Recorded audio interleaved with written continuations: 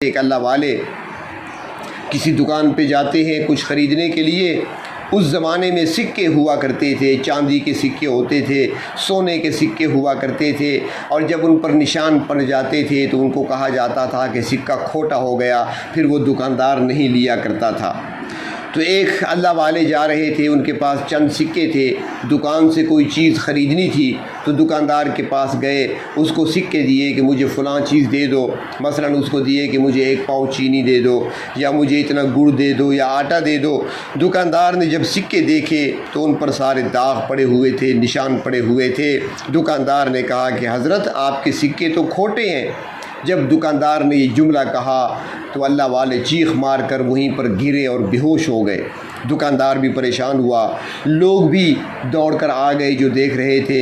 حضرت کے ہاتھ پاؤں ملنے لگے، پانی کے چھینٹے دینے لگے۔ چند لمحوں کے بعد حضرت ہوش میں آئے۔ لوگ پریشان تھے، دکاندار بھی پریشان تھا۔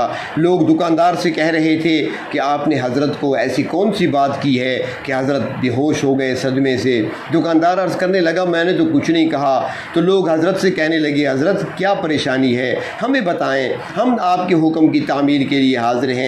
وہ اللہ والے کہتے ہیں بیٹا ایسی کوئی بات بھی نہیں ہے، نہ دکاندار نے کوئی بات غلط کی ہے، نہ کوئی اور واقعہ پیش آیا۔ در حقیقت بات یہ ہے کہ میں نے دکاندار کو سکے دیے، میں نے کچھ خریدنا تھا، میں پر امید تھا کہ ان سکوں کے بدلے میں کوئی چیز خرید لوں گا اپنا پیٹ بھرنے کے لیے، لیکن جب میں نے سکے دیے تو دکاندار نے کہا کہ آپ کے سکے کھوٹے ہیں۔ مجھے فوراً خیال آ گیا کہ ہمیں اپنے اعمال پر بھی تو بڑا بھروسہ ہے کہ ہم نے نمازیں پڑھی ہیں، ہم نے نفل پڑھے ہیں، ہم نے تلاوتیں کی ہیں، ہم نے تسبیحات پڑھی ہیں، ہم نے ذکر و اذکار کیا ہے، ہم بڑے مطمئن ہوتے ہیں کہیں ایسا نہ ہو کہ روز قیامت پروردگار عالم کہہ دیں میرے بندے تیرے اعمال تو کھوٹے ہیں۔ اگر وہاں اللہ نے یہ کہہ دیا تو ہم کہاں جائیں گے؟